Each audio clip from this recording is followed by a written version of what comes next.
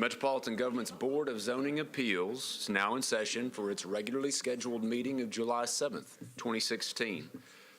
My name is John Michael. I work with the Metro Codes Department and will be presenting the cases to the board for their review today with each of the public hearings. At this time, we would ask board members and members of the audience alike, would you please silence your phones or any other devices just to make sure that we're not interrupting the board proceedings today. Thanks in advance for your help with that. For today's public hearings, the board will review correspondence that have been submitted both in support of and opposition to the cases that are being heard today. The board also reviews correspondence and recommendations from other government agencies in preparation for the hearings. In today's hearings, staff will present to the board site plans, maps, photographs, and other documents that comprise their case record. At the conclusion of the staff presentation, the appellant will present his or her case to the board. After the appellant's presentation, the board will hear from those who wish to speak in support of the appeal. If the appeal has opposition, the board will then hear from those parties. And after the opposition presents their testimony, the appellant will have the opportunity to present rebuttal.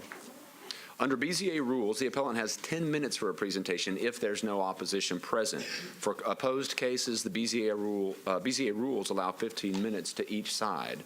It's important to note, especially for those who may wish to speak in opposition to any case, that is 15 collective minutes. You need to divide that up however you see fit among the other speakers. Should the appellant wish to provide rebuttal testimony, the appellant should reserve some portion of the originally allotted 15 minutes to do so. At the conclusion of each hearing, the board will deliberate and then vote on the case in question.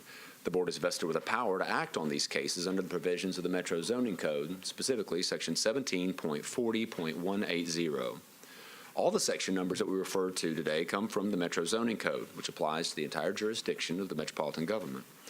The Zoning Code was adopted by the Metro Council and became effective on January the 1st of 1998.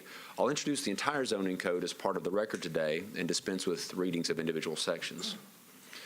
The Metro Code requires a record of these proceedings. As a result, BZA meetings are recorded for Metro Channel 3, and it's imperative that anyone who chooses to come forward and address the board, please come forward to one of the microphones, identify yourself by name and address, and then make the desired presentation. The Metro Code also requires that 4 members of our 7-member board be present in order to establish quorum. The code requires at least 4 affirmative votes in order to grant an appeal.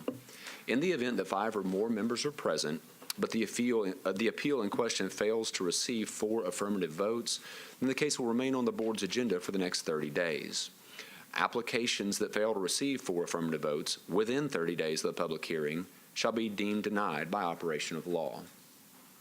Pursuant to board rules, an aggrieved party may file for a rehearing within 60 days of the public hearing on the subject case. It's important to note that you have to meet the criteria for a rehearing in order to do so. Additionally, aggrieved property owners may appeal board decisions to the Chancery Court within the same 60-day period. After that time elapses, the board's decision becomes final and no further action can be taken. If your appeal is granted, you're required to obtain the permit for which you applied. A permit must be obtained within 2 years for a board approval to remain valid. If you are approved on your appeal here and fail to pick up that permit, you go back to square one. It should also be noted that if false or misleading testimony is presented to the board, any board approval could be revoked at a later date by means of a show cause hearing before the BZA. Mr. Chairman, I submit that all the cases have been filed in the proper order, all appellants have been notified in the appropriate manner by certified mail, and all legal notice requirements have now been fulfilled. While there are no preliminary announcements for today's meeting, we always like to use this opportunity to recognize the elected officials who are present with us today. I know I saw Councilmember Dowell, Councilmember Scott Davis, and I think I saw Councilmember Virtue step in as well. Certainly we invite any of you to speak at this point on the case that brings you here today if you wish. However, if you wish to wait for the hearing that brings you here, that's perfectly fine. Councilmember Dowell, would you like to speak?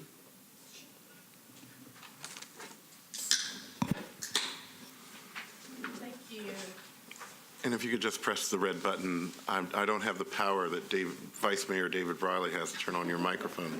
Turn it on or turn off. Yes, there you go. Thank you. My name is Council Lady Jacobia Dow, and I do have two things on the, I have one thing on the agenda, but I'm actually speaking on behalf of case 216059, which is actually in Council District 28. So I'm here not just as a council person, but I'm also here as a representative of the Cambridge Forest Homeowners Association, as well as a individual constituent resident in District 32, in which Bridgecrest Drive is behind my house. I sent a letter at the last meeting in opposition to granting this variance. And the reason why I have a little bit of history with this particular piece of property, because it's been one that's been talked about in the community for years. I have not been able to research and bring it back, but it was, to my knowledge, I was thinking that it had already been through this process of going before the BZA, and it was not granted in the past, but I have not been able to conduct the research to assert that. But at any rate, I am opposed to it, and it's not just an aesthetic reason. The reason the neighbors are opposed to it is more so from a safety perspective. Bridgecrest is our main thoroughfare into our community. In fact, it's the only thoroughfare into our community, over 300 and some odd homes that we have now. So we only have one connection to Rural Hill Road. And when you look at the description of Bridgecrest, it comes down at a curve. And where that curve is where our students catch the bus. It's right there at the exit of another owner's property who could not be here today. And also granting this variance to the setback, the way that it would look on the lot, it will pull it so close up to the street that it will impair your vision as you come around the corner. And I had asked a while back for the appellant to meet with the community and let's go out there and look at that lot and see where they would stake it out and so forth. And that has not been done. And I went out there a couple of times, and it was very difficult for me to measure because it's so grown up. The grass is about 4 or 5 feet high. I used to have it cut till I found out that I could be held liable for mowing someone else's lawn. So, you know, it's pretty high right now, so we're not able to see where it's staked out. But I do remember looking at this before. I do remember the community looking at it before, and the issue was a safety issue with pulling it up so close to the street that when you come around the curve, it will impair your ability to see around the curve. Also, with cars coming and backing out of the people's driveway, when they back out, they can't see a straight shot on a main thoroughfare.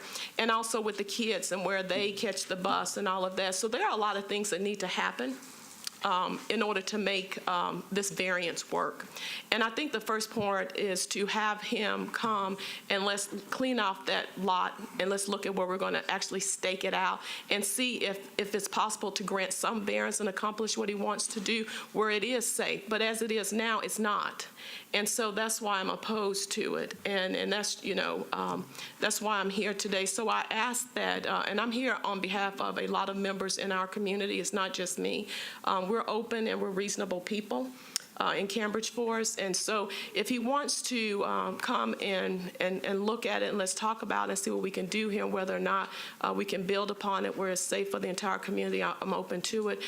If not, I ask that you oppose this and deny it, and let's keep with the requirements of the community and have the setbacks the way that they are established and keep it consistent. So thank you for your time, and I appreciate all of you. Before you leave, Council Lady Dow, you say that you still think that you could work something out potentially, or? What I wanted to do, because again, it was in 2000, it was when they started the second phase of this community, when we, to my knowledge, came up here before and had the same conversation about this lot. I'm going to research it to make sure that I'm right, and I asked. Let me ask John Michael. Now, we deferred this recently, right? That's correct, Yeah. Mr. Chairman, 2 meetings ago. And the reason we deferred it was for the applicant to meet with the council person and the community to work something out. That's correct. And of course, Councilmember Bircher is here, and we'll hear from her next. Mm-hmm. Yes. Yeah.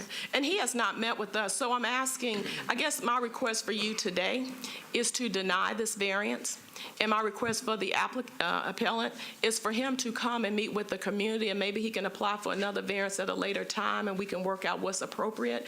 But as this is presented to you today, does not work for the residents in Cambridge Forest. It's not safe for the children. It's not safe for those driving on that main entrance, and it's just irresponsible to move forward with the variance he's requesting. What I want you to do is deny it. I would like for him to come talk with us and meet with us, and let's look at it from a safety perspective, and determine, if it can be set on there appropriately. But what's laid out, I don't think it's not good. Okay, thank you. Thank you. Councilmember Vercher, would you like to go ahead and address the issue?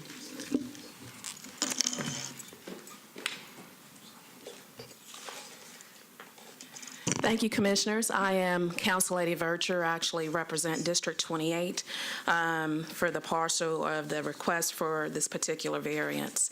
Yes, indeed, 2 meetings ago, I did in good faith said we could defer this in hopes that the applicant would come out and meet with the community, meet with the council members so we can discuss the plan, speak with the surrounding property owners that's directly impacted by the proposed variance for this parcel. That has not occurred. In researching and preparing for this upcoming hearing, Council Lady Dow has already alluded to that this has been an ongoing fight, and I just want to make it known for the record that this phase for where this parcel is was actually part of Phase 3. This development, this community is up to now 6 phases now. So this neighborhood is one of the more established neighborhoods in the community, and I know with this board you want to hear the technical merits and so forth as it relates to the variance, but one is as it relates to with this developer is really the aesthetics and the charm of the community. As I addressed last time when we were here, one of the property owners really was opposed to it as it relates to encroaching on his property and his sight line when leaving his property. Rural Hill Road Bridgecrest is actually it's a one-way in, one-way out, and that's really not really the main concern as it relates to this variance request. The real challenge with this variance request is the property owners that it actually impacts and that it actually impedes on. The access for the property owner for his property, his sight line, the other neighbors with their sight line, their visibility as they're leaving their respective homes as well. I'm also baffled with the last hearing. I thought we were all in agreement that we would the due process would be the applicant would come and meet with the community. We would have a discussion. We would have the property owners so that everyone could feel a little more comfortable with this process. That has not occurred. Was really surprised to know that the applicant has gone and requested a building permit as of June 23rd, which was after this hearing. So my concern is if the applicant didn't want to do this in good faith, then why are we here? The last hearing, I was here for over 2 hours. I'm here again. We have Council Lady Dow.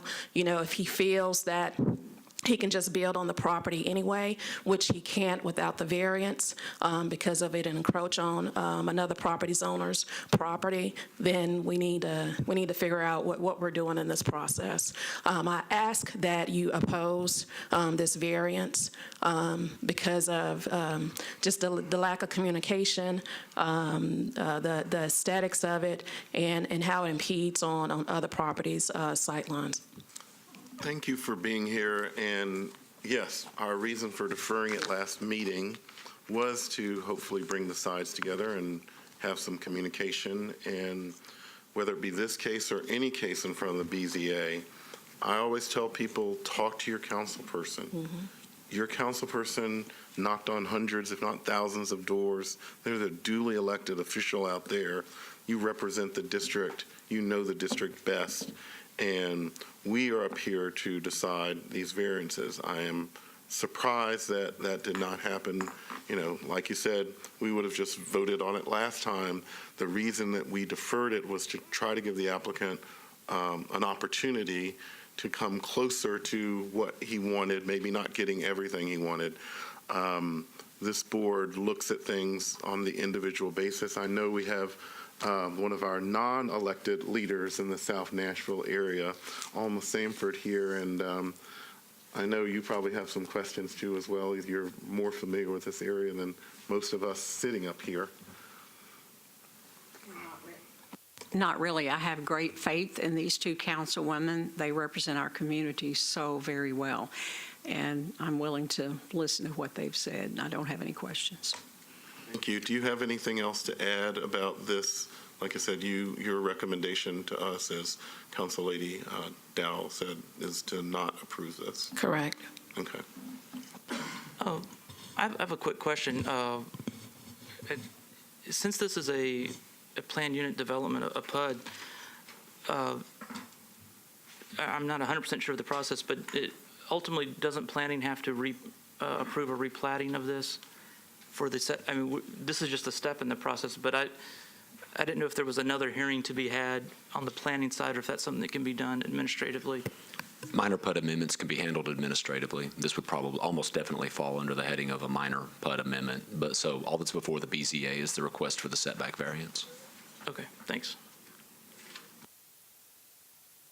Anything else to add? No, I was just getting out my documentation if I was going to encounter any more questions. I do not have anything else to add.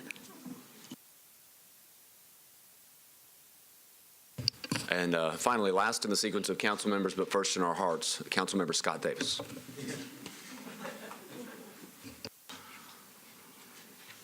Representing that growing district, District 5. Councilman Davis, welcome to the BZA. I want to thank you all for volunteering your time. I want to thank the Metro employees for putting in tireless hours. I'm here on two items. The first one is case number 2016-074. My community is in favor of allowing this builder to have a variance to the sidewalk rule. We've had new sidewalks put in there already, and they're pretty nice. And the current plan under the Planning Commission would have required them to tear up the already existing new sidewalk and put back a smaller sidewalk. And I'm asking for you to grant them their variance so that they can keep our new sidewalk there that, of course, you know, the taxpayers paid so much money for. And I'm in full support. My community in the area is in full support, and, you know, and allow them to build their townhomes, which they're allowed to do underneath the RM20 zoning. My second item is item number, let's see here, is case number 2016-078, and I apologize if I'm going too fast. This is our applicant, Norma Crow. This is Ligon. This is one of the big hills on top of Dickerson Road that is currently undeveloped. Did I go too fast? No. We have a great court reporter, by the way, and she's keeping up with you. And I'm not sure about our members up here. You might be going too fast for us. But this is this area with the great views of the Nashville skyline that a lot of homes are being built on. Yeah, and this part of Ligon, it doesn't have the depth that the Fern Avenue stuff has, you know, and this lot, we're fine with the variance. We just rezoned this last council meeting with no opposition and planning support a number of parcels up there to MUGA, and I'm in full support of her being able to have her setback rule revised so that she can do her residential in her office there. And there's no issue. The Dickerson Road merchants don't have an issue with it, and the other property owners along that hill don't have a problem. Even Charlie Evans, who's been around there for a while, is fine with Norma Crow doing her adjustments in order for her to build. Okay. Any questions for Councilman Davis? We appreciate you being here, and thank you for letting us know exactly how you feel and Of course, you're always welcome to come here in person. That really helps if we could ask you questions. But of course, if you cannot make it, please send us a letter or an email and let us know how you feel about something. Thank you for your time. John Michael. Mr. Chairman, as you know, our board always utilizes a consent agenda. One board member reviews the record for each case prior to today's hearings and identifies cases where the appellants met the criteria for their requested action. If the reviewing board member determines that testimony in the case would not alter the material facts, then that's one of the cases that's recommended for the consent agenda. We'll enter into the record those cases that have been recommended, and if anyone is here in opposition, please raise your hand so when that particular case is noted, so that we can remove it from the consent agenda and hear that case in its regular order. There are 4 items recommended for today's consent agenda. The first of which is case number 2016-075 for property located at 2926 Foster Creighton Drive. A request for variances from parking requirements, queuing distance, as well as driveway width in an IR district. Is there anyone here in opposition to case number 2016-075? Seeing none, that item will be recommended for the consent agenda. The second case is 2016-706 for property at 4101 Lone Oak Road regarding a variance for height requirements on a fence. Is there anyone here in opposition to case number 76? Seeing none, that case will be recommended for the consent agenda. The third is case number 79 for property at 3571 Murfreesboro Pike, originally filed as an item A, but then corrected because it should have been a variance request regarding sign installation at the subject property. That case has been recommended for the consent agenda. Is there anyone here in opposition to case number 79? Seeing none, that case will also be recommended for the consent agenda. And finally, the last case, 2016-081, located at 3800 Hillsboro Pike, a case involving a variance request from side and rear setback requirements. Is there anyone here in opposition to case number 81? Seeing none, Mr. Chairman, that gives you cases 75, 76, 79, and 81 that have been recommended for the consent agenda. Okay, thank you, John Michael. So we have 4 cases on the consent agenda, as John Michael just read. Case number 75, 76, 79, and 81. I'll move we approve. Okay, it's been properly moved and seconded. Yes. We have a motion and a second. Is there any discussion about the consent agenda? Seeing none, all those in favor of the 4 items on the consent agenda say so by saying aye. Aye. Opposed? It passes unanimously, 6-0.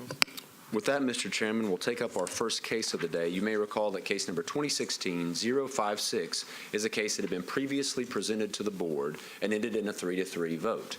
That was a case involving the appellant Brian Newman, owner of the property located at 1613A, 5th Avenue North. And it was an item A case appealing the zoning administrator's decision to revoke an STRP permit based on information that the property is not owner occupied as indicated in the permit application. Our one board member who was not present that day was Mr. Harper. So, Mr. Harper, I'll ask you these rather rote but important questions. First, did you review the full video and hearing and deliberation? I did. And did you review the full case file as well? I did. Are you prepared to vote on that case today? I am.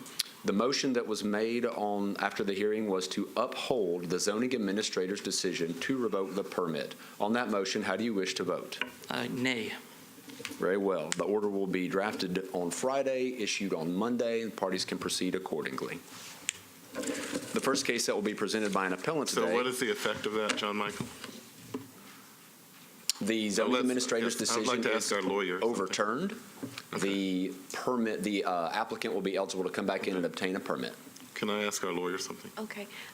I was thinking that perhaps because the motion was to uphold it, and the person that is here today voted against that motion, then there needs to be another motion, and that motion needs to be voted on by the entire board to make sure that the record is clean, that is the desire of the board. And I think we probably can guess that probably is the way it's going to go, but. But we have one person absent, though. You have one person that. We have 6 people here. We have 6 people Okay, here today. well, I have everybody who is here today has seen? Yes, or- yes, Okay, we could- so you could just do a new motion then.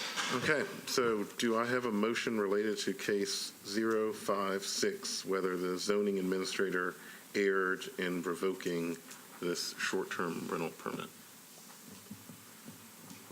I will make the motion that we overturn the zoning administrator's decision on that case number. And I'll second that. Okay, the motion's been made and properly seconded. Any other discussion? Seeing none, those in favor of the motion signify by saying aye. Aye. Opposed signify by saying no. No. We're still- 3-3 is the vote. We're still missing somebody. So, given that I know we had very extenuating circumstances about Mr. Harper not being able to come to the last meeting and we extended this further, let me ask our lawyer about, do they have more time to come up with an affirmative vote on one way or the other?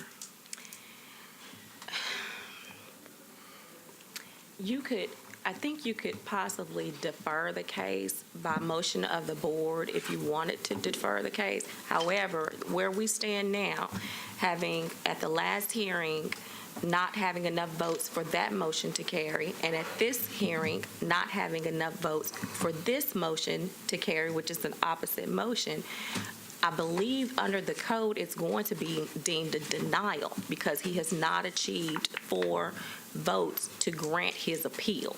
And so by operation of law, unless this case is deferred to another meeting, then it's going to be a denial. Would it take 4 votes to defer it?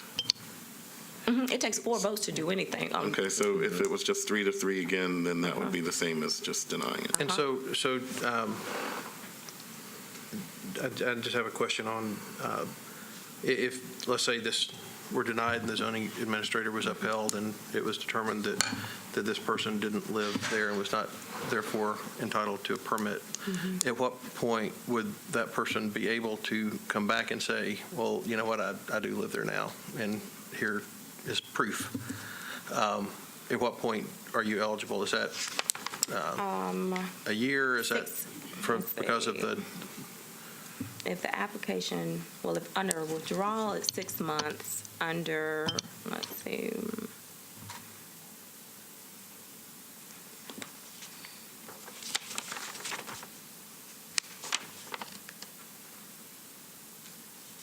Okay, under your res judicata rule, if they're bringing the exact same case back, it says the board shall not consider and the Department of Codes Administration shall not accept for filing any application for a variance or special exception permit which requests the same or similar relief.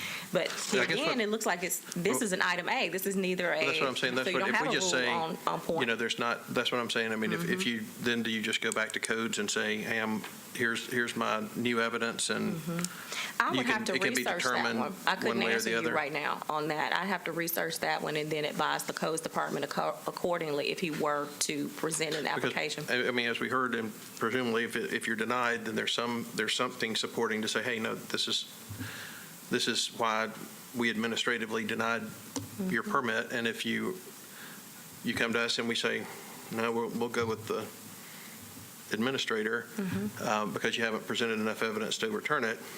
And then it really is between that applicant and the administration from then on out to say, well, I'm going to reapply with new evidence, or I'm going to reapply with a new plan, or I mean, it would be the same thing if it was a variance or any other thing that was an item A. If they come back with a new plan, then they can do that through just going to codes, right? In the absence of a rule directly on point for that fact pattern or a code section, I would have to research that before I could advise you or advise the codes department as to what they should do in that specific kind of a case. I will yield to codes if you all have any thoughts on the issue. As I understand Mr. Harper's scenario he's drawing out, if an appellant who is deemed not to live there as the owner-occupied scenario moves in and establishes owner-occupied scenario, comes in, brings documentation demonstrating that to the satisfaction of the codes department in its review of that application, then that might make it a different scenario that's potentially eligible for permit issuance. However, the effect of this finding is a revocation. and that revocation carries a 1-year penalty in terms of not being able to operate a short-term rental property or be permitted to do so at that lot under the terms of 6.28030. I believe it's section R as in Reginald, right at the end of the ordinance. So if that's the effect, then it's a matter of waiting out that 1-year period. And I know that's different than what might have been the implied question with regard to bringing something to the board again, if in fact it were the exact same case. And council told you the rule on that one right out of our board rules. However, if it's just a matter of applying for the permit anew, then the 1-year wait would be in effect. Do we have the applicant here today? Yes, Mr. Newman is present. Normally, and I'll ask our lawyer this today, this is not a public hearing. We're just trying to vote on what was delayed from the previous situation. So there's really no circumstance where this board would normally hear from an applicant under just kind of voting because a member was absent. Not where the member has reviewed the information.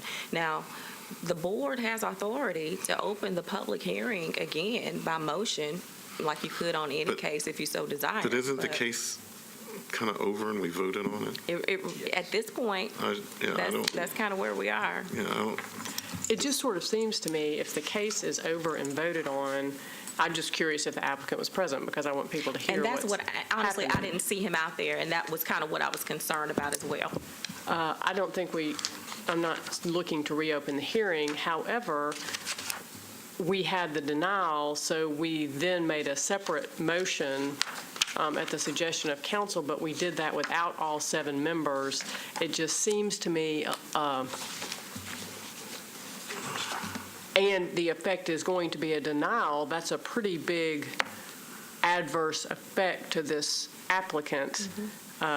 Maybe not understanding that actual motion was going to be made today. Well, if I may, since a new motion was allowed to be made, it seems like the clock is still ticking and that the missing member at this point should now have a chance to review the case, which in theory she's done because she was here, so she is still eligible to vote at the next meeting. But the difference is, and I'll ask the lawyer about... It's the 30 days. Which was already extended. It was already extended. Well, then, should not that vote be, the new motion be nullified if it's not within the window? No, it is within the window. Because you're here today and you voted. But a new motion were made, so it seems to me the clock either continues to tick or starts over. If I may, Mr. Chairman, the 30th day was 2 days ago. The board elected to set aside that particular board rule so that we could make it to the July 7 meeting and go ahead and take this 7th vote from Mr. Harper.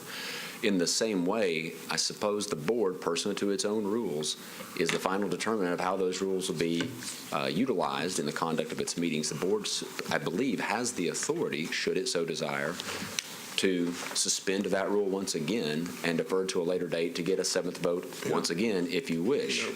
I, in general, don't like that just because this was an extraordinary circumstances that we obviously allowed David to come back and vote, and I would do that again. But you have cases frequently where someone doesn't get 4 votes, maybe because some people are absent and people aren't here, and that's just kind of luck of the draw. And people have a chance to review it the next meeting, and if they don't review it or if they don't show up, that's just how the BZA works sometimes. And let me go back to also the code. The code, we have a rule that deals with it, but we also have a code section, and it says 1740-240, action by the board. And it's easy to get kind of sideways on these kinds of cases because you have a couple of different rules that are working together, and then you've got a couple of different scenarios and different sizes of the board which affect the votes and whether or not they carry and things like that. So let me just go to the code, and then that way I hope maybe we can get a little bit more clear on what we need to be doing. 1740-240, action by the board. 4 board members shall constitute a quorum, and concurrence of at least 4 board members is necessary to deny or grant any application. In the event that 5 or more members are present, failure to receive 4 affirmative votes within 30 days of the hearing shall be deemed a denial. In the event that there are only 4 members present and there are not 4 affirmative votes, then the application shall be re-advertised for the next regular meeting. At the prior case, I believe we only had 4 board members. Is that correct? Or did we have, how many did we have at the last hearing? I'm sorry, I don't recall.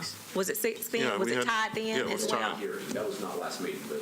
I'm sorry, But yeah. yes. At the last time they heard this, right. It was 6 present. Okay, so I think the board has really almost kind of bent over backwards to see if you can get a passing motion with at least 4 members. There may be an argument here that you have gone above and beyond to do that. Yeah, I think we have gone above and beyond, and like I said, given that the last meeting we were supposed to vote, Mr. Harper was supposed to be here in the vote and couldn't for medical reasons, I think, this is a bad precedent to set for other cases where, sometimes a member just chooses not to review it or just doesn't show up at the next meeting, and that's just kind of how our process works. And as you read that last part, it's very clear about, 4 people being quorum and then needing 4 votes, and if not, 30 days pass and that's it. That's it. Anyone else have any comments about this? So legally, if we don't have 4 votes today, the legal effect of not acting as a board would be a denial. That's correct. It would be denied by operation of law. Again, that order would be prepared, sent out, and the appellant would have the opportunity to file his appeal. I have Almost a question. Given that this was dealing with the STRP, and I'm still at issue with the punitive nature of how those are handled, I would ask if we can backdate the denial to the date of the zoning administrator's initial decision, and can we make a motion on that? And my colleagues may have thoughts on that. Yeah, we've talked about this before. Do we have the power to do that? I don't believe that you are forbidden from that by any means. I think the language in 628-030 talks about the date of the finding, but does not specify whether that's at a formal board hearing, at a court date, or by the administrative staff, which made the determination and thus revoked the permit. I think that it's entirely appropriate to date that to the whatever date the letter was for the original revocation. It was a revocation. He had a permit, and it was revoked, and that's what we heard. So what is the status of what was the status of the permit up until we had a final vote? Was the permit still active, or once the letter was, Once the letter of revocation, it was considered you do not have a permit. So as he goes through the appeals process, he's still losing that business. That's correct. So at some point, he could win at the appeals level, at the next level, and will have lost, has no opportunity to have the income. There's no effective permit at this moment, correct?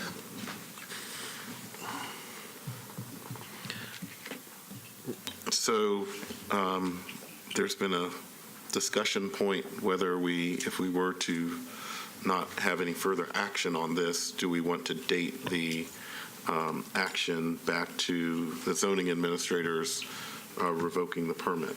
Is there any discussion on that? I would be inclined to do I that. don't have a problem with that. Anyone else?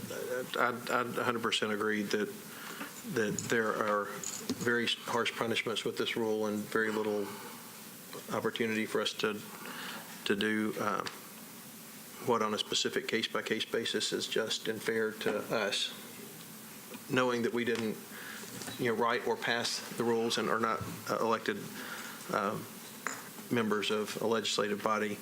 But it does seem to be extraordinarily unfair in a lot of situations where you have a case where, many cases that could be remedied fairly quickly and easily, and maybe with a different set of circumstances that are punished, I think, unduly harshly. So I think the earliest date possible would be fine by me. So what date would that be again? Forgive me, I don't have the letter in front of me at the moment. But whenever the date the of zoning revocation letter administrators was. appeal, okay. That's correct. So do you want to make that motion? I would move, that the effective denial of the board based upon a non-majority vote be rendered retroactive to the original date of the zoning administrator's decision. I would like a friendly amendment not to use the word retroactive, but just use that actual date. Okay. May I offer a suggestion? Let's ask our lawyer. Okay, so your decision date would be for today, but because this particular code section has, it says the date of the finding, that your finding that you're relying on is the date that the zoning administrator made his finding. I think that's what you're trying to get to, maybe? Okay, so that's her motion. Motion's been properly made. Any seconds? I'll second that. Okay. Motion is made and seconded. Any other discussion? Seeing none, all those in favor signify by saying aye. Aye. Aye. Opposed? Okay, it's 4-2. It passes. And Mr. Chairman, the next case presented will be case number 59.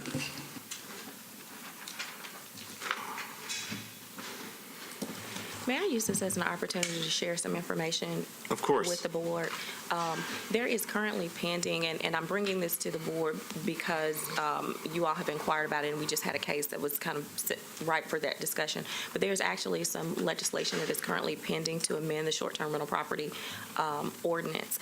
And that legislation, as written currently, would allow the BZA to have the amendment on that legislation that is written currently, which is amending the existing code, would allow the BZA to have up to a year that they could impose and not be rigidly required to as a year. And that way you could listen to the circumstances that are shared with you at the board hearing and determine whether or not a year is warranted, or whether in the event of someone who perhaps self-reports and is not, found to be in violation by the codes department, but comes in and seeking a permit, you can exercise some discretion in that regard. That is pending before the council. I think it has been deferred 2 weeks to allow the community to come out and There will be a share their meeting, I thoughts. guess. It's Right. Councilman Sledge's bill from Correct. District 17.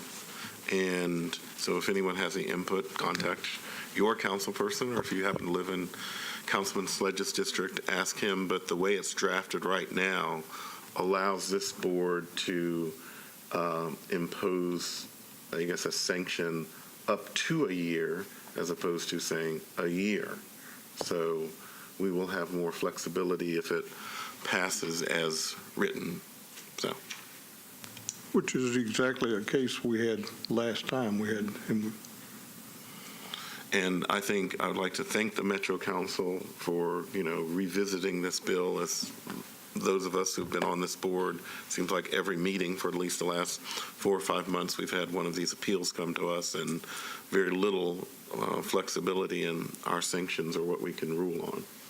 I would like to ask a question. Do you happen to know the bill number on Councilmember Sledge's bill? I don't have that information with me, but if you and I can talk after this meeting, and I can provide you with that information. Okay, thank you. Also, Chairman, can we, I'd like to request a 5 or minute or less recess. Okay, we will have a 5-minute recess, absolutely. So we voted, so we're at a breaking point. Okay. We'll reconvene We'll in be back 5 in minutes, 5 Mr. minutes. Chairman.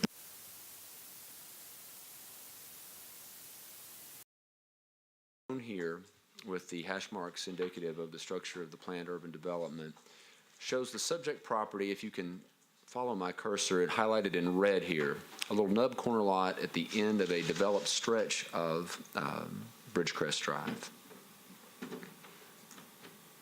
The aerial gives you a better feel for the fully fleshed out development in that subdivision. The site plan's been submitted, demonstrates the 15.18-foot setback proposed for this development on the smaller lot. From my site visit, the grass had not yet reached 4.5 to 5 feet in height, but was growing pretty aggressively at that point. Undeveloped lot at present, surrounded, of course, by developed lots. The view across the street, shown in the top left corner, shows the houses that are already built there and the slight incline in the grade. Then the up and down the street views in the bottom portion of this John slide. Michael, is this where you got our snacks that day? Did you? Not prepared to comment on that, Mr. The Chairman. Lance truck was out there, and thank you. If the appellant is present, would you please come forward at this time? Either Mr. Carlton or the property owner, Mr. Michael, or anybody else with regard to case number 59. Is that you? Are you the property owner? I'm Are you in support or opposition to this? Okay, so Is the applicant here? Is Mr. Carlton here? Mr. Chairman, seeing no response to your call, this just got real easy. Okay. So how should we proceed? We had two council people speaking out against it. The applicant isn't here on his behalf. I believe the history is we take a vote, and there's nothing to hear, so Okay. So staff would respectfully recommend rejecting the appeal at this point. for the people that are in opposition, come up here, please. We at the BZA value your time, and please just in a minute tell us why you're opposed to it. We heard from your council person. Have a seat, press the button. No, have a seat up here in the front. And identify yourself, your address, and just briefly tell us why you're in opposition. Yes, sir. My name is Carlos Johnson, and I do appreciate you guys having me here today. And I'm at 1605 Ridgecrest Drive. The reason I oppose for it is because no one keeps the property up. I actually mowed it myself. So the owner who stays behind me, he's the one who's opposing it as well. He has a lot of property that's behind my house, behind the trees, actually. He's opposing it because it actually invades on his property as well. It actually would be very close to my home. As far as when they build it, I honestly believe if they were going to build a home there, they would have built my home there because it's the house that's on the corner. But, Okay. you know, I really don't see any space or any room for them to build or even where they're going to put their supplies when they're Okay. going to try to build it. So I do oppose. We appreciate you being here. Thank you. Is there anybody else in opposition that wants to speak out? Okay. We are going to close the public hearing and have a vote. So, discussion. I want to offer a motion. Okay. Move that we deny the appeal Okay. in support of the council. And I second it. Motion's been made to deny case number 059. It's been properly seconded. Any more discussion? Seeing none, all those in favor of the motion signify by saying aye. Aye. Opposed? Passes unanimously, 6-0. Thank you for your time. Thank you for being here. Good luck with everything. Mr. Chairman, the next case the board will hear is case number 2016-73, L&S Development, the appellant for the property located at 5615 Tennessee Avenue in Council District Number 20, requesting a variance from side setback requirements in the R6 district. They seek to divide the parcel and create 3 new building sites for 3 single-family residences. However, all that is before the board is the question of the side setbacks. Refer to the board under Section 17.12.020A as in Adam under the zoning code. The zoning map shown here demonstrates the R6 zoned property. The aerial gives you an idea of the open space where they're looking to create their building envelope or envelopes. The site plan that's been submitted is shown here with regard to the narrow street frontages and the site and the side setbacks they seek to establish with these structures. John Michael? Yes, sir. Sorry, is it currently 2 lots?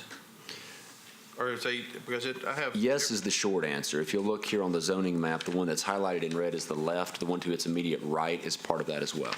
So there are And- 85 total feet of frontage along Tennessee that will be restored to 3 lots. Again, that's not part of what's before the Board of Zoning Appeals, but the restoration of those 3 lots would create a configuration such as shown here in the site plan. No, so, well, and that's what I'm getting at.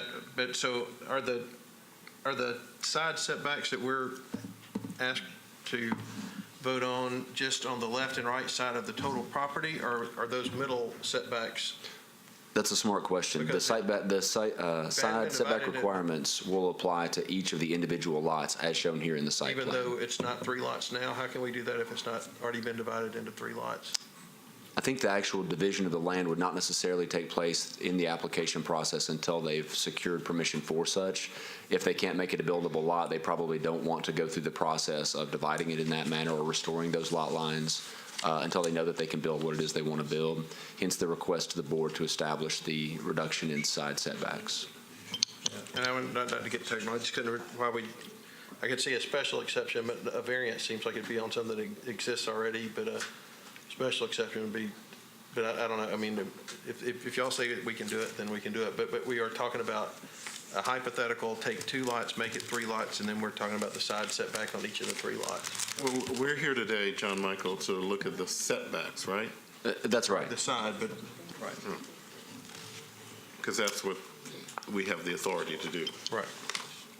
And then just a quick glance at the site visit photographs here demonstrating two views of the side-by-side narrow lots, the 85 feet of street frontage that are being proposed for this construction, and then the view up and down Tennessee Avenue there in the Nation's neighborhood. The appellant is there any opposition present for this case? Seeing some, the appellant will have 15 minutes to present his or her case. It's important that they note they would need to save back any time that they want to use for rebuttal. If the appellant would please come forward and present case number 73.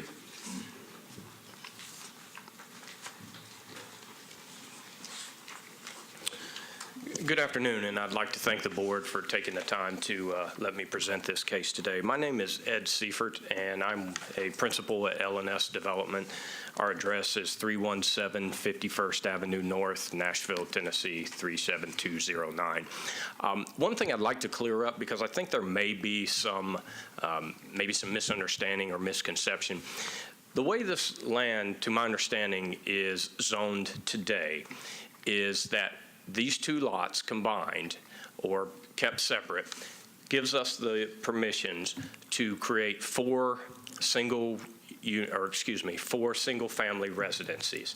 Another way of saying that is two duplexes. So what we'll have, the way it's currently zoned, is two duplexes, four single-family residencies. What we're merely asking for is actually a reduction or a decrease in density.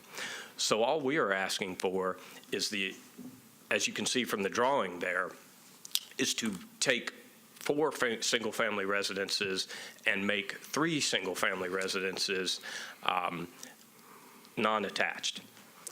So we would have three structures now, single standing, three single-family residences, as opposed to what we are currently zoned for, which would be four single-family residences. I believe in order to make this work properly, I think the setbacks would need to be 3 feet between each structure, but I believe really the gist of what we're asking for is to go from 4 residences to 3 residences.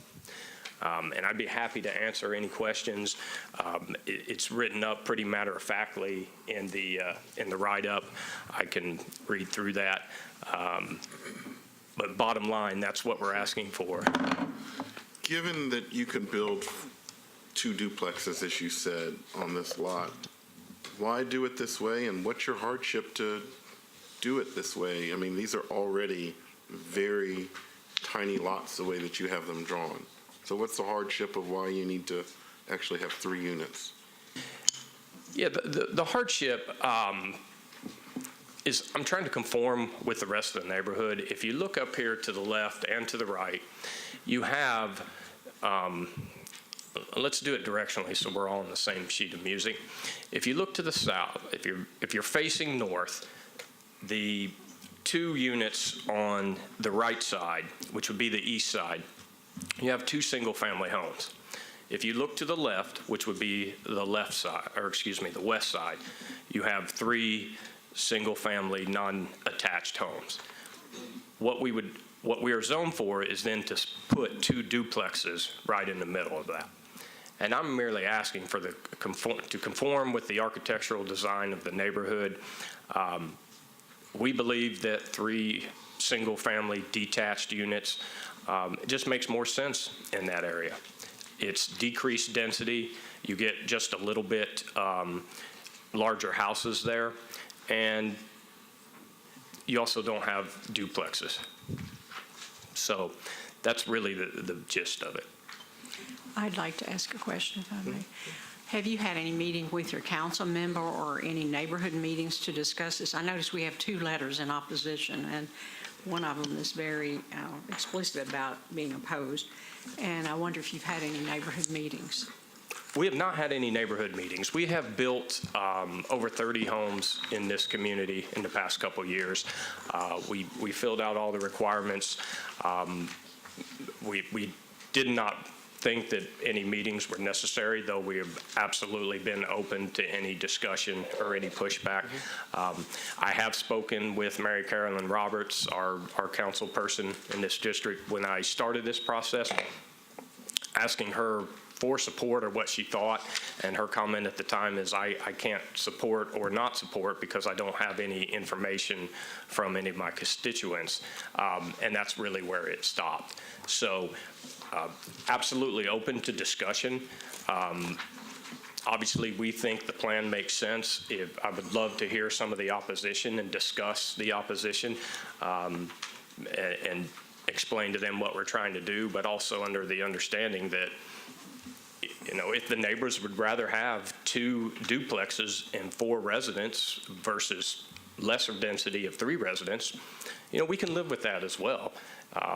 Quite honestly, we're probably going to make more revenue by doing what it's zoned for. So I just thought it would be a benefit to the neighborhood, a neighborhood that we are going to start building in to make our own residents. So I wanted to just make the proposal and see what some of the pushback would be, if any. So you're building, as proposed, 3 feet to the property line? That's correct. In most of the setbacks in the nation's neighborhood are 3-foot setbacks. There are some that on the duplexes that are 5 foot, but almost every detached property we've built over the past 3 years in this neighborhood has been a 3-foot setback. So just 6 feet in between these houses? Absolutely. The whole neighborhood is filled with these 3-foot setbacks. As a matter of fact, it's actually the norm. It is pretty much the standard on all new construction over there. And that because are they horizontal property regimes, or how do you get the 3-foot? I'm going to defer that because I don't know the actual regulation and what the standing is. What I do know is, in most cases, they are not horizontal property regime, but I do believe it goes back to the established lot lines of many years ago, though I don't have that information for you. We're going to hear from the opposition, but your big point of, proposal is the neighborhood should like 3 houses better than 2 duplexes. Why do you think that that's true? I think we're having 2 people after you that's going to say that's not true. That's fine, and my answer to that question is, you're talking about density. You're talking about decreasing the density. One of the things I hear continually throughout Metro and some of these hearings and such is people are concerned with too much density. So in my opinion, throwing an idea out there of a decreased density, I thought would be very attractive to people already in the neighborhood. It's less burden on the sewer system. It's less burden. It's on some of the utilities. It's less people in the neighborhood. But if the neighborhood people are not for it, then that's fine as well. But it just made sense to me and to my group. But perhaps perhaps I was thinking in a different plan. Also, you have 3 freestanding structures now, 3 residents as opposed to 2 duplexes, which some people are not favorable to that duplex idea. When you talk of density, you're talking about volume of the house. Well, I'm actually not so much volume of the house, but I'm talking residents, because we're going from, or attempting to go from 4 single families to 3 single families. But 2 duplexes is going to take up less land coverage than what you're proposing. Am I right or wrong? I don't have the answer to that. I'm not exactly sure what the setback is for the duplexes. It may be 5 feet, so you would have 5 feet on each side, which would be 10, and then 5 in the middle. So between structures, technically, you would have 15 feet, but you still have 2 larger structures on that same lot.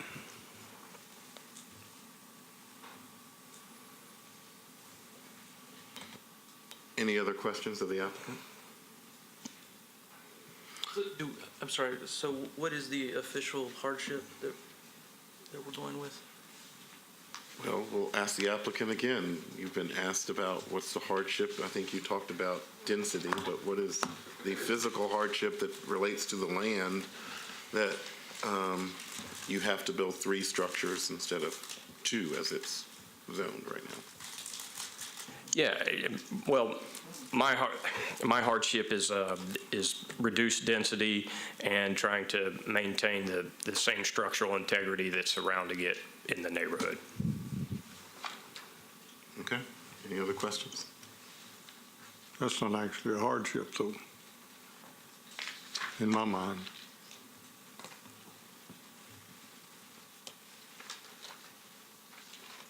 Anything to add? You'll be able to come back with rebuttal time, 13 minutes and 2 seconds. If you don't have anything to add right now, we're going to hear from the opposition. Yeah, I have nothing to add at this point. Okay, let's hear from the opposition. I think we have 2 people here, so please come forward now and state your name and your address for the record.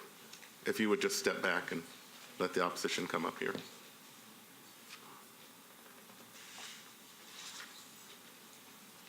And ma'am, you could come up here too at the same time.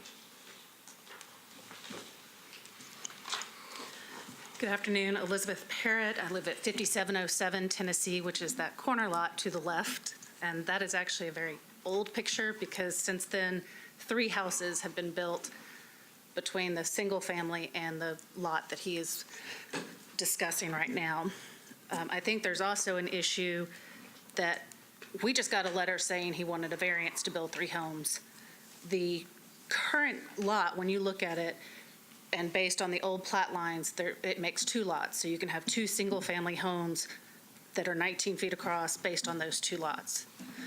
So him wanting to do 3 is more than just a variance. And so that's where our concern is, that you're trying to squeeze 3 homes on this, what should only be 2 at maximum density. I sent pictures along with my letter that show how close the other 3 were built, and there's one right on top of a house. I mean, the firemen in our area go around daily now because they are so concerned at how close these homes are and the construction, because if one of these goes up, the whole neighborhood's going to be gone at this point. Density, as he said, is an issue. I think we'd be willing to discuss with him what he actually wants to do, because we don't want 2 duplexes. We don't need 4 more homes on that plot. And right now, as I said, they're built right on top of each other. There's an intersection right there that would cause more problems. And right now, he said he has 30. Right now, he currently owns 11 properties in this area, of which he has 2 duplex townhomes for sale, half of a duplex townhome for sale, 2 duplex and 2 shotguns that are in the middle of building, as well as 2 open lots and 2 current single-family residences that eventually could be 4, based on the current thing. So I would ask that this variance be denied, as based on the current underlying plats, he can build 2 single-family homes 19 feet across with those setbacks and not 3. Hey, John, can I get a point of clarification on there? Because we've had testimony from one that said this, as it's currently platted as 2 42.5-foot lots, the applicant has said that he could build a duplex on each of those, and the opposition is saying, well, no, not the way they understood it being zoned. Can you tell us? R6 zoning allows single or 2-family development, as you know, as long as it meets all the other criteria, most notably minimum lot size standards. And that's for the duplex component in particular. As long as you have at least 3,750 square feet with a lot that was created prior to 1984, you're going to get at least the single family. But the duplex gets a little more intense in terms of the analysis. But that's the R6 part of it. So without as to the any question of variances 2 lots versus 3 lots or anything like that, we don't divide land. We don't Right. subdivide land. We don't plat land in zoning. That happens with the planning department, which, for all the discussion of plans to go to 3, plans to only have 2, plans to combine, not us. Okay. So that, it sounds like that if he meets the criteria by law, he could put a duplex on each of those properties. And what he's asking for, which I know you know, is to go to other folks and have it converted into 3 lots to do 3. So I just want to make sure we all knew what he had a right to do or not. Okay. And I spoke with my councilwoman about 30 minutes before this started. She thought it had been taken off the agenda, which is why she's not here. Currently, she is against it. But again, I think there's been some confusion as to what he actually wants to do, and it hasn't been told to the neighbors. You know, we would much rather, if it's a choice between 2 duplexes or 3, rather 3, but we personally would rather just 2 single-family homes because our neighborhood is being destroyed.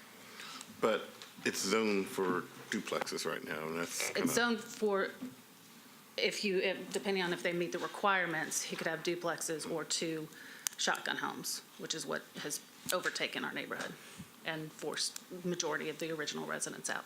and so we have board members, you have a letter from Ms. Parrott here, I guess outlining in these photographs that you sent. So your main reason that you just feel like this is just too much house on, Too much house, no communication with neighbors at all about this until we got the letter. And have other people in opposition, so I don't want to take all of their time. okay. But, you know, that's, I think, our biggest concern. Welcome to the Board of Zoning Appeals. Please state your name and your address and tell us why you're here.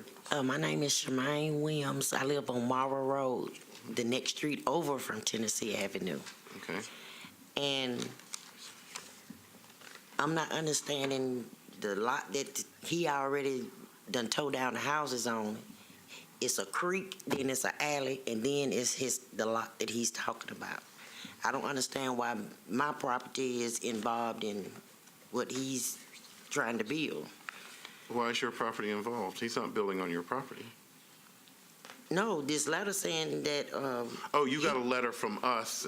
saying that he wants to build 3 houses on my property. No.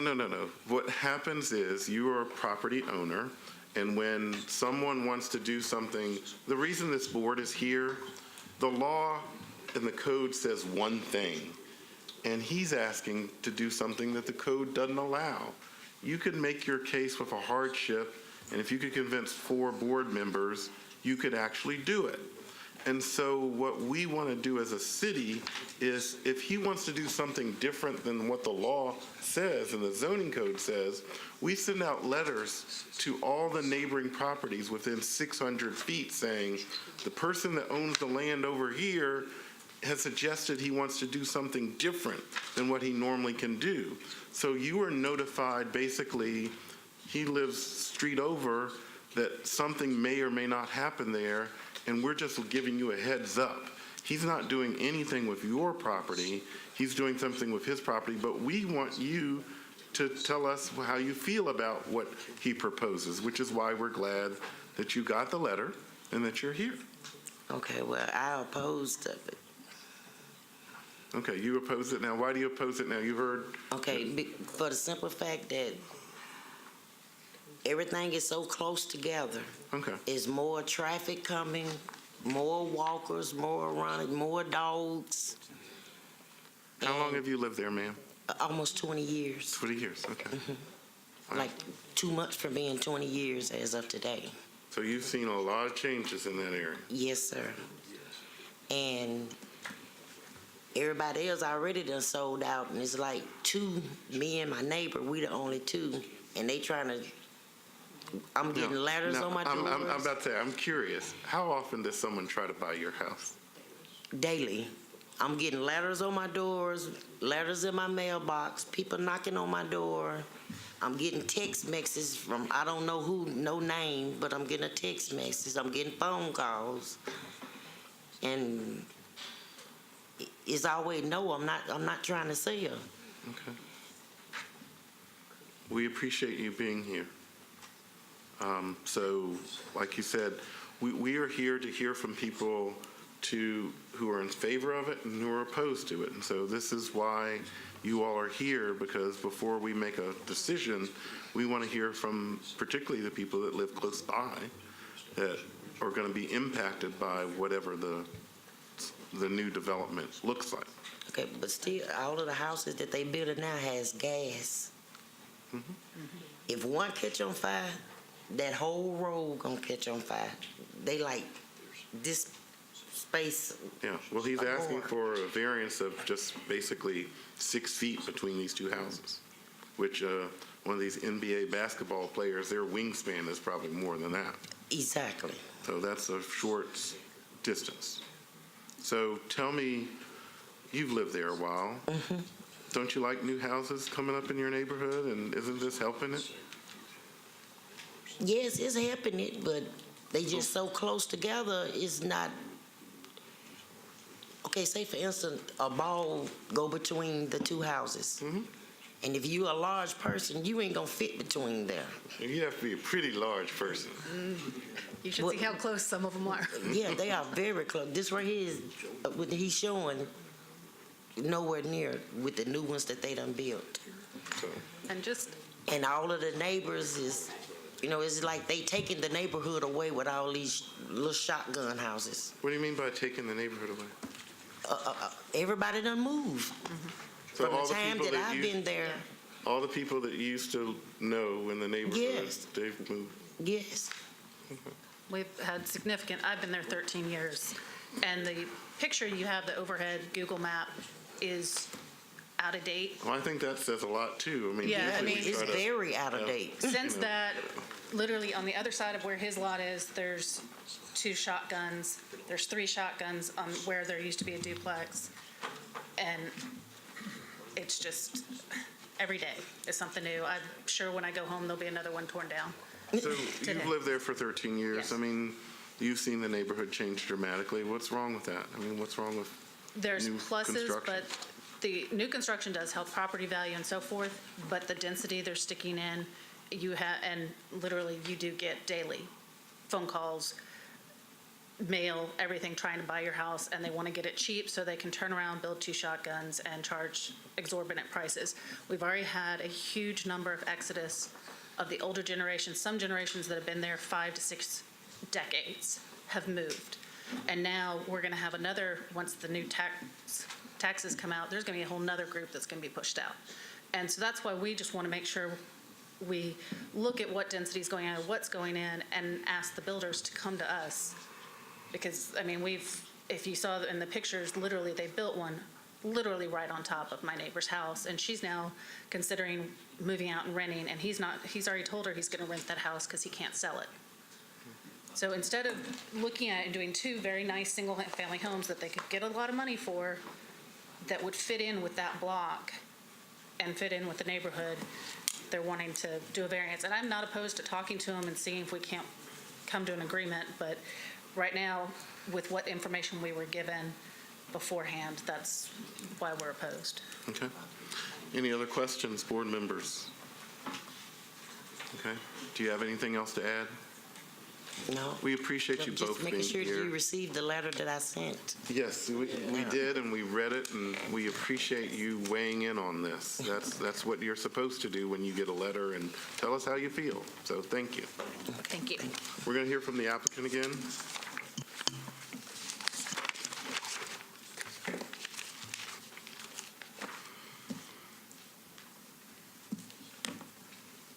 Okay, so you heard from the opposition to long-term residents of the area. What do you have to say about what they said?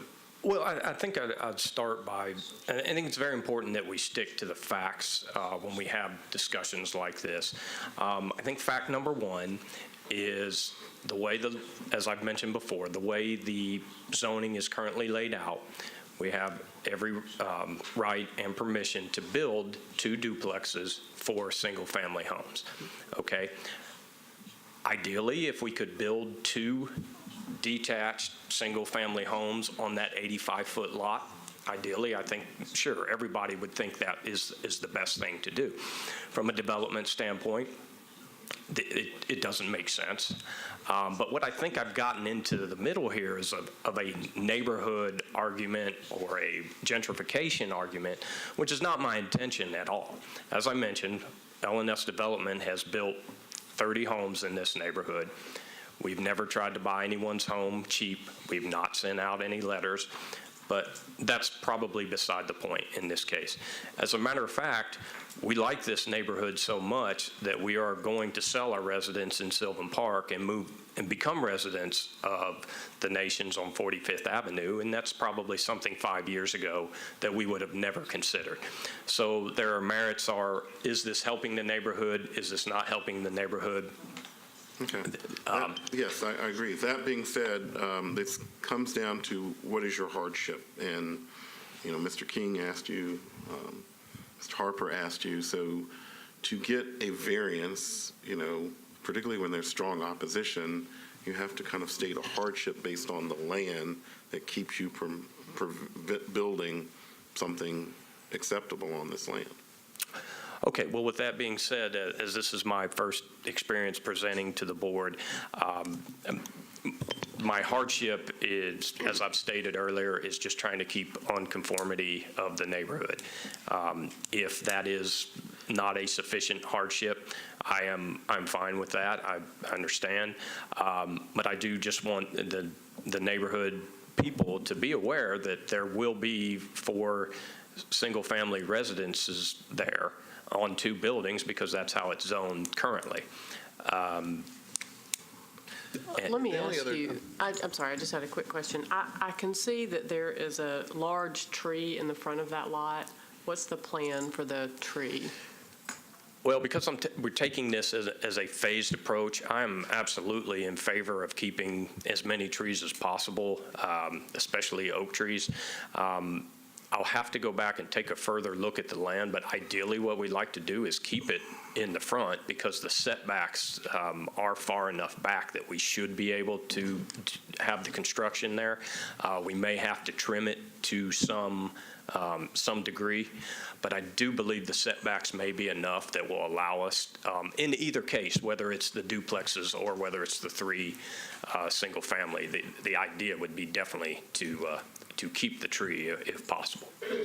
If, just looking at this sketch and the dimensions that are given, it appears that you would have 2 of the units would be 24 feet wide and the other one is 19 feet wide? Yes, that'd be correct. And so I guess I would ask you if you would rather us vote on what the testimony today and these footprints, because that is what we would be voting on, or if you would be willing to defer a meeting or 2 in order to meet with the neighbors and the council person and possibly come up with maybe a modification of this footprint, maybe, I'm speaking hypothetically, but maybe if they were all 19 feet wide, which would gain you, 5 feet on 2 of those parcels, so they wouldn't be quite as close together. Maybe that wouldn't fly. Maybe that doesn't work for your numbers. But I mean, is it worth discussing in your mind, or would you prefer us take action today and, roll the dice, as it were? Well, and I appreciate that offer, though I think in having done the numbers and having looked at what we can do and what makes what we consider the most sense in the neighborhood. And I certainly don't mean to make this a neighborhood argument or a discussion. I think we're probably better off without the deferral, because we'd kind of like to go ahead and continue. I don't think we would ever defer unless if the applicant wants us to vote. I mean, that's what we're here for. Yeah, I mean, and I would just say, I mean, there's, based on what I hear, probably a higher likelihood of a path toward 3 if you went and met with the council and the neighbors. And, that's just, because of identifying a hardship with, testimony saying that there's a negative impact according to some of the neighbors of the 3 foot. But, if they were to come back in the council and said, hey, we talked about it and here's what it is, and maybe it's exactly what you have, but you've talked it through, it's just a lot easier to develop a case for it. And so I think there might be a path for you to get 3 if you deferred. It may be less likely if you don't. And so but it's totally up to you. And to you, the major risk is time and what that means to you financially, and that, we understand that. And I don't know what the compromise might be, but like Mr. Taylor was saying, if the council person came back and the neighbors came back and said, we can live with this, then we're going to be much more in favor. But that's up to you. Okay, yeah, I'd like to talk to our lawyer. We've been having a very thorough discussion, the three lawyers over here, about this application, and I just want to share some of the discussion with the board for your benefit, whatever that it's worth. The applicant has listed that he's requesting a side setback variance to re-subdivide parcel to create 3 new building sites for 3 single-family residences. If he is truly re-subdividing, that requires an action of the Planning Commission, which is what I think you were asking about initially. Now, that doesn't mean that this board couldn't pass on the issue as it related to whether or not variances were needed. It might affect whether or not they're needed, but you could grant it conditionally on the Planning Commission's approval. If you wanted to go ahead and handle that case today, you could do it that way. But what's not clear to us is that his testimony was that he was reestablishing existing lot lines, which means that he wouldn't necessarily go to the Planning Commission, and he might already have some rights as it relates to the setbacks for reestablishing older lot lines.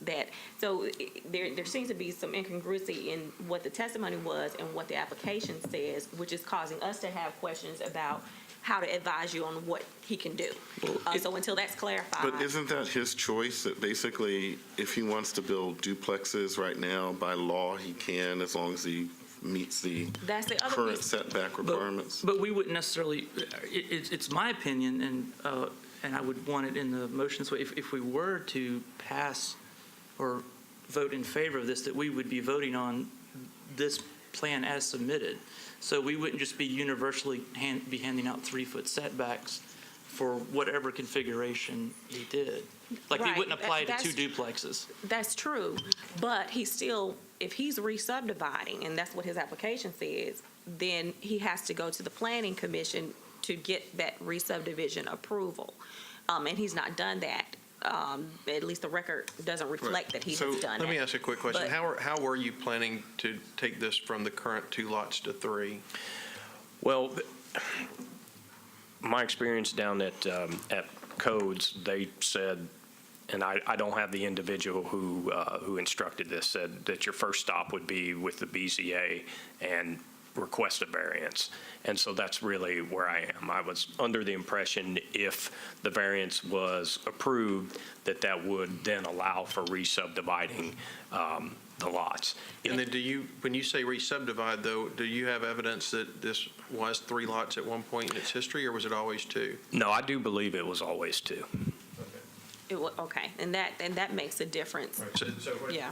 Yeah, so I think that we're getting into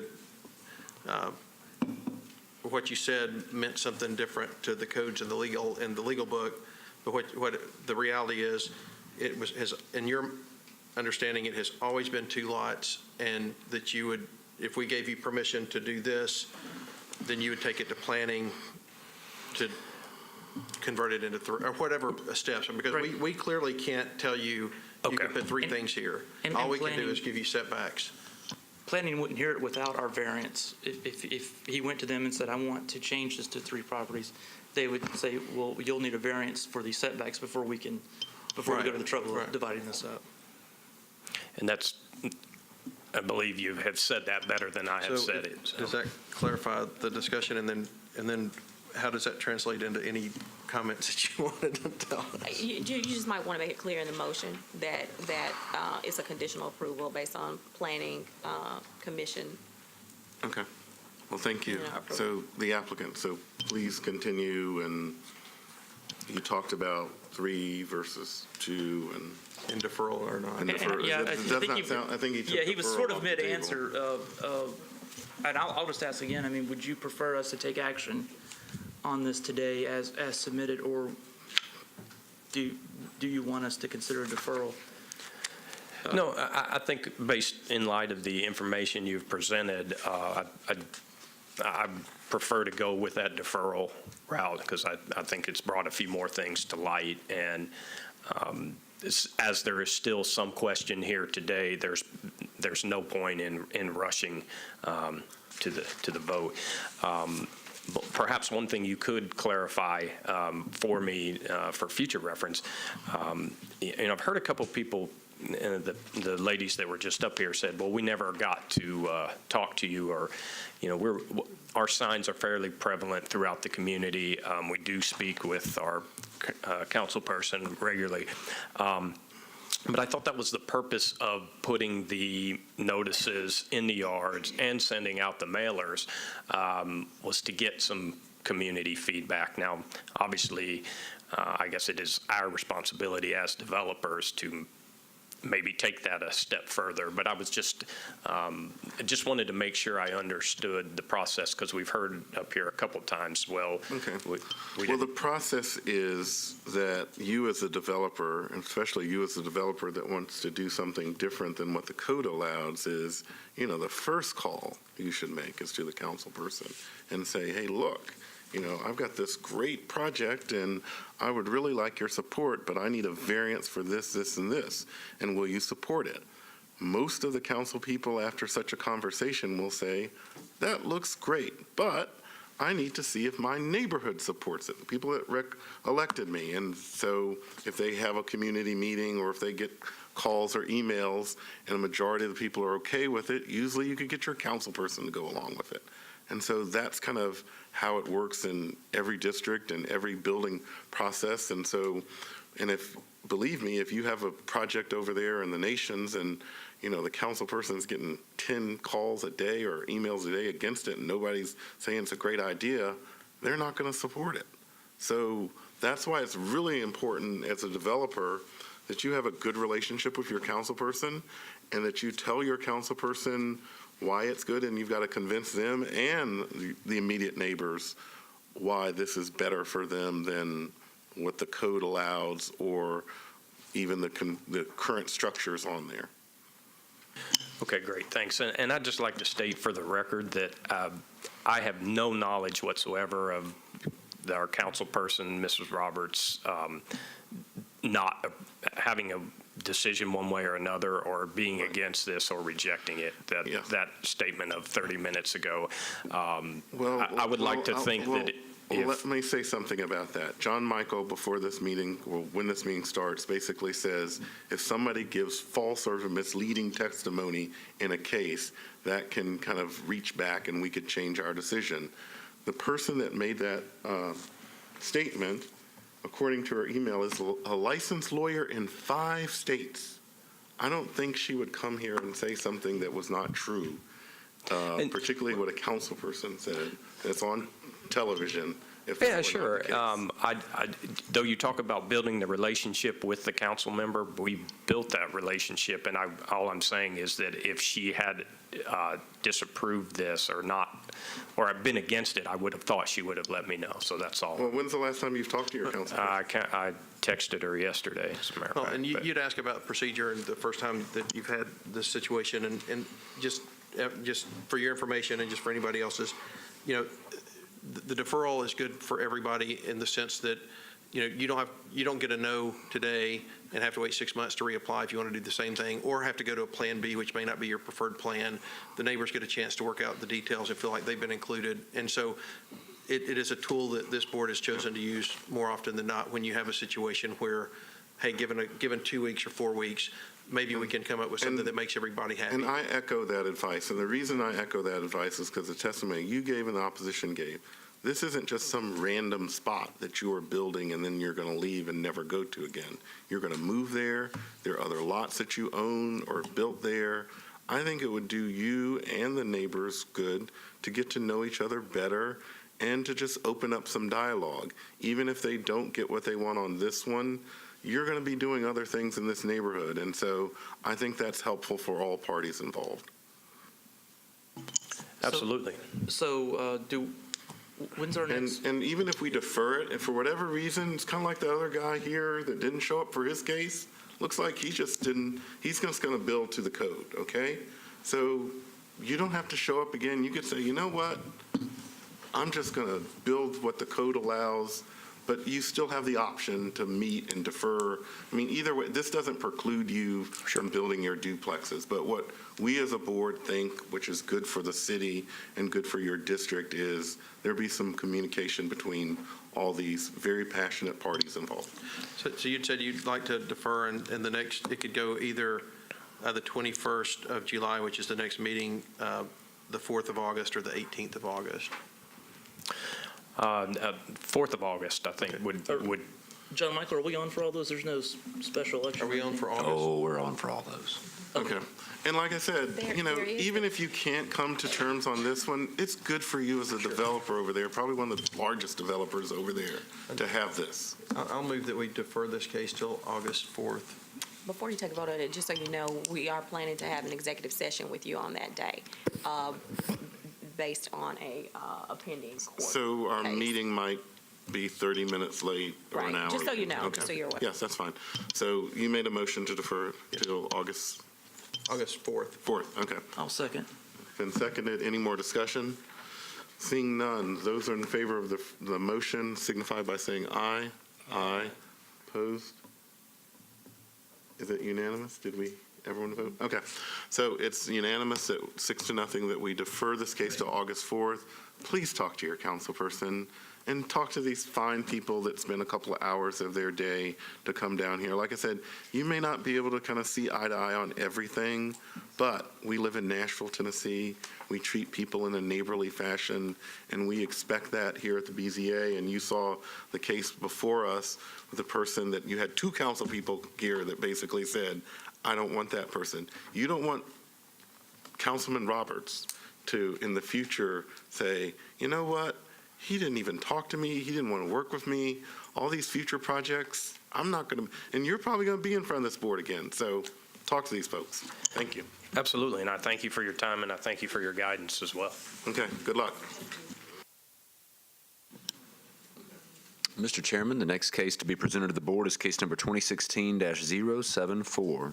Baker Donaldson, the appellant, on behalf of April Nava and Eric Crafton, owners of the property located at 407 Douglas Avenue, are requesting a variance from the sidewalk requirements in the RM20A district in order to authorize construction of a 4-unit townhome development. The zoning map shown here demonstrates the curve in the road as you come down Douglas, going away from Ellington and toward Dickerson Road from, east to west. The aerial demonstrates a single-family residence that's located at that property presently on the triangle-shaped lot. The site plan that's been submitted by the appellant demonstrates the proposed layout and the structure for the sidewalks that have been proposed. Site visit photographs show that you do have sidewalks present at this location coming up and down Douglas. You've already heard from Councilmember Scott Davis describing the fact that sidewalks have been put in the somewhat recent past. Here, because this is a newer development, Public Works' newer sidewalk criteria have been triggered, and that's the basis of the appeal before you today. Can you tell us about this newer sidewalk criteria? More is the short version.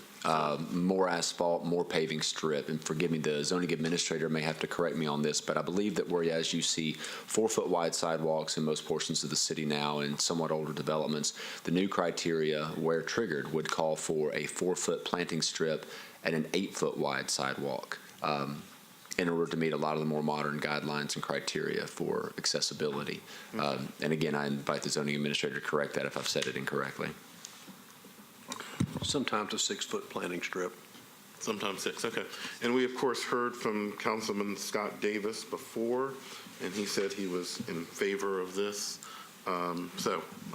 Hargis, welcome back to the BZA. Thank you, Chairman Ewing. Glad to be back. And as a longtime follower of this board, there were some very interesting procedural discussions at the beginning of the meeting. But I'm Joey Hargis with the law firm Baker Donaldson, and to my right is Michael Garrigan of the engineering firm Dell & Associates, and we're here to talk to you about the case and as Mr. Michael discussed at the beginning, our council member did show up today. So as you talked about, Mr. Ewing, speaking to the council member, we involved him very early in this process. The long and short of this appeal, although it's captioned as a sidewalk variance, it truly isn't. And what I mean by that is the MCSP requires some requirements of this property, and I'm going to let Mr. Garrigan talk about that here in a moment. But the long and short of it is the existing sidewalk that's here is larger than what the MCSP calls for. And the street trees and the planting that we're proposing for our development. Mr. Michael, do you have our landscape plan? And if not, I believe in your packet, and I do want to direct you guys to look at that one, because that is the gist of our argument here, is that besides the obvious hardship that this is an irregular shaped piece of property and narrow and shallow, topo not so much. I think there's some slight slope, but our three hardships are stated for the basis of a legal argument. The landscaping we're proposing along the front of this street is far in excess of what the MCSP calls for. And the only difference between it is that the MCSP calls for street trees on the street side of the development. We're putting those trees, Mr. Garrigan, correct me if I'm wrong, 11 new trees. We are retaining the existing. Can you go back, Mr. Michael, to the front view of the property? I think there's a may not be picking it up.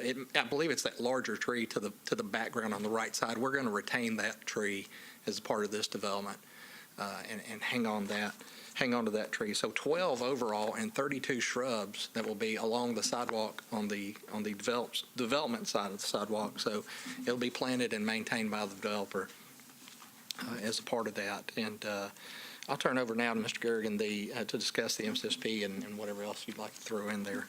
I guess I need to disclose here that I am currently in conversation with Mr. Garrigan about he consulting with me on another project, totally unattached to this at all. So I'll step off or do whatever you ask me to do. Okay, so, no, wait a minute. So normally, board members are allowed to recuse themselves if they think that they cannot fairly or work on impartially hear a case. Usually that's because you have a financial interest involved or you're working with the person on this particular project. So if you work for an architectural firm or a law firm and that's your client, you'd have to recuse yourself, which some of us have done in the past. But it's a personal decision. You, of course, are free to make that decision, and only you. But usually if you don't have a financial interest in the project, I think a lot of architects, developers, lawyers know people that come in front of here. So that being said, what do you wish to do as far as this case is concerned? I can hear this case fairly and unbiased. And impartially? And impartially. Okay. And I will do whatever the remainder of the board would like me to do. Well then, Mr. Hargis, continue. Thank you, Mr. Chair. Thank you, Joey. I'll try to be just short and swift on this. So what's happened here is Metro has adopted what they call the Major Collector and Street Plan. It's the MCSP that Joey referenced earlier. It not only defines how wide a right-of-way should be, but it also defines sidewalks and grass strips. In this case, the road is as wide as it's supposed to be. However, they're calling for a 6-foot grass strip and a 6-foot sidewalk. What exists today is a 7-foot sidewalk, 0 grass strip. So that's even wider than the it's wider than the last cases. as Joey stated, it's wider than what the sidewalk's planned for. It's just not separated from the road by the grass strip. So, well, tell me this, just for the people watching on the Nashville Metro Network. What is a collector street, and why is there differences of setbacks and sidewalks? Well, there's collectors and arterials, basically. What does that mean? An arterial would be Nolensville Pike, Old Hickory Boulevard. A collector is just a busier road within a neighborhood. Okay. And then the third classification is a local street. Why does the city classify those differently as far as the sidewalks and the setbacks and all that? They Mr. just Hargis can answer attempt to, well, It depends on who you ask. It's still a question. There's a major collector street plan map online that's out of date and inaccurate. There's major collector street plans on the brand new parcel viewer that's inaccurate. So the way we have to design things now, we have to email Michael Briggs with the MPO directly to say, what's the plan for this street? Because we don't know. But metro things are just moving at a blistering speed. I would rather say it's out of date than okay. inaccurate. You're absolutely correct there. But I guess. So why do you wish to keep this and? Okay, like you said, let me some explain. physical So things about it's not about the difficulty of building the sidewalk. It's about the property itself. If we were to take that 7 foot of sidewalk out and then supply the 6 foot grass strip, 6 foot sidewalk, the difference in that's 5 feet. So now we would have to dedicate right away to the city for that 5 feet, which would then, our setback would be measured from that 5 feet. And as you can see, it's a tight lot. It's zoned RM20A. 5 feet is tremendous to that property. So our proposal would be to keep that same 12 foot, but instead of a 6 foot grass strip, 6 foot sidewalk, we would maintain the 7 foot sidewalk, and our 5 foot build to zone, because it's an A district, would be very, very heavily landscaped. You can see how short of a run that is. And as Joey said, there would be 11 new trees. That larger tree, it's wintertime, so you can't see the leaves on it. That larger tree retained in 32 shrubs on the back side of the sidewalk versus a 6 foot grass strip that would be on city property, so they would never plant trees within that. So we feel like it's a good use of the property, and we think the hardship is pretty clear. And you're not asking for a front setback, you meet the front setback on a collector street? That's correct. We do. Our other issue that we have in this photograph where that white truck looks like maybe a garbage truck, there's a 20-foot utility easement that runs parallel with Douglas, and you see it on the site plan, both on the civil and the landscape sheet. Those buildings sit now, the furthest units on the northeast part of the development sit against that. So to ask the developer to either dedicate 5 more feet of this property that's already tight, and due to its hardship of both the irregular shape and narrowness and shallowness, I think most planners would agree, and zoning and land use lawyers like myself would agree. It's a classic textbook hardship that would exist here. And honestly, from a functional standpoint, it's going to be an improvement on what the city would do anyway. It's definitely a much nicer plan, has community support. Mr. Chairman, I didn't notice at the beginning if there were any folks in opposition or support that were here for our case. Is there anyone in support of this application besides the applicant? I didn't think so. Anyone else in opposition? We only gave you. Well, I think I had 15, but it's fine. I saw 15 and I thought perhaps there were opposition. Okay. We had talked to all of our neighbors, so I was a bit surprised. So good job. I just want to make sure. We might have done this a time or two. But that's honestly all I have, unless you all have questions for us.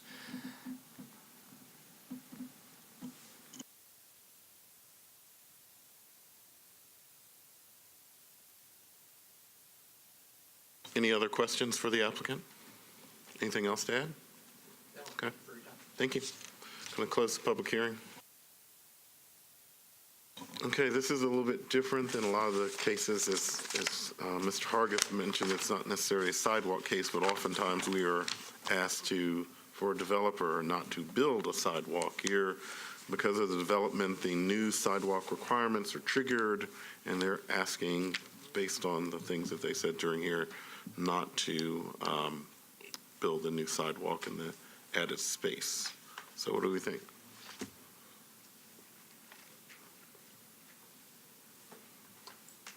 Well, I think it seems to be a reasonable request. My only concern, if I had one, I assume that the reason that you do the grass strip between the street and the sidewalk is a safety matter, not only a beautification matter, but also safety. But given that we already have a wider sidewalk than what would be required, I am comfortable, and based on the shape of the lot, the narrowness, and it's already tight, as Mr. Hargis pointed out, I would be comfortable granting the request. Anyone else? Sidewalks are very important to the city as far as walkability, as far as connectivity, and that's why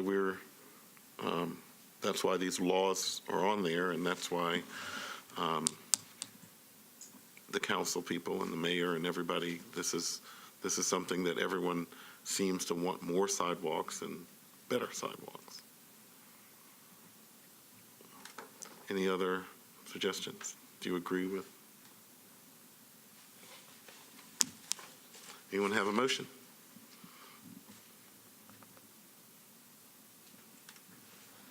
Would you like to say what you said in the form of a motion? I would make a motion that we approve the requested variance because they've met the standard for a hardship based upon the size and shape of this lot, but also based upon the fact that we're going to maintain a larger sidewalk than we would under the current requirements. And based upon the planting, the same 12-foot space is going to be retained from the street back into the owner's property. And that could you add the landscaping, adding the trees and the shrubs and things like that? Conditioned upon the adding of the landscape as it has been described to us and the trees. Okay, motion's been made. Is there a second? I'll second it. Discussion. Seeing none. All those in favor of the motion signify by saying aye. Aye. Opposed? Is that everyone? Yes. 5-0. Good luck. Mr. Chairman, the next case to come before the board is case number 2016-077. Bailey Neal, the appellant, and Commodore Holdings, LLC, the owner of the property located at 309 Wimpole Drive, requesting variance from front setback requirements in the R15 district in order to construct a new single-family residence. This matter comes to the board for traditional variance requests under 17.12.030A. The zoning map shown here gives you an idea of the breadth and reach of the floodplain overlay district that's in effect here along Wimpole. This is an area where further to the, I guess, west and south, there are a lot of properties bought out after the 2010 flood. This property is not one of them, but is in the floodplain overlay district. Aerial gives you an idea of the proximity to the creek and the rest of the developments surrounding this lot in the neighborhood. The site plan submitted by the appellant demonstrates their proposed layout for the residential development. And the photos from the site visit showing here on the second slide from that visit, the views up and down Wimpole, and then in the lower left-hand corner, the view across the street. Is there anyone here present to oppose this particular case? Seeing none, the appellant should come forward at this time, and we'll have 10 minutes to present the case to the board. Please identify yourself by name and address. My name is Bailey Neal. I'm at 5533 Kendall Drive, Nashville, 37209. Today we're requesting a variance to bring the front setback on this property up 14 feet because of the floodway and the flood buffer 1 and 2. Reduce the building envelope to approximately 9 feet of depth on the current building envelope based upon the average setbacks on the two properties on either side of the property in question. So we just want to bring it up 14 feet so we can have a 25-foot deep building envelope and keep the side setbacks and everything else the same. So we're trying to get out of the buffer 2, all the way out and just in the normal flood zone. So from the street, how far would you be from the street? You'd be 42 feet? 42 feet from the property line. And then how far is the house to the right and house to the left? The one to the left, you can It's bear. 53.8 on the left, and the right, we don't have a measurement. I mean, it looks closer to the street, but I don't know. Yeah, there's actually some kind of easement that runs between our property and the one on the right. There's a street right of way back there. Yeah. Yeah, there's a street, yeah, unfinished street. Which you can't see.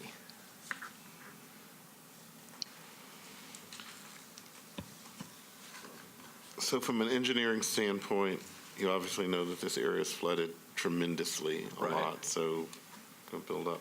Right. Way up. With the minimum finished floor elevation is a good 10 feet above ground there, so. So tell everyone, and I had a legal case once involving this, what's the difference between the floodplain and the floodway? Cannot build in the floodway at all. Yes. Um, Totally, if you're in the floodway, you're just You're out of gone. luck. Yeah. Floodplain, you could build in, but you should build. You should build up. Right. It's a established elevation where we are. Yeah. So as it stands, the buffer, or the way I understand it, the buffer 1 and 2, you can actually build in pending a variance from this board. We're instead asking for a variance to move up out of the buffer completely and build out of the buffer completely. So, And you could get insurance and everything like Yes. that? Okay. Any questions, board members? I want to ask, what's that creek? Is that Mill Creek there? yes, ma'am. Do you have anything else to add? No, sir. Okay. Let's close the public hearing. You didn't flood today, did you? I'm sorry? You didn't flood today, all this rain. Yeah, no, sir. Okay, so we're going to close the public hearing. Okay, discussion?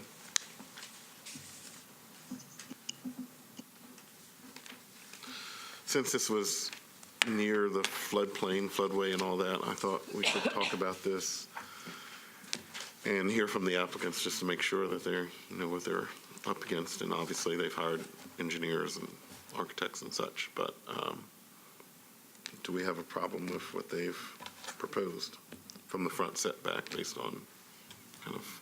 I personally think this is a very justifiable and logical appeal case myself. Makes sense. You want to make a motion?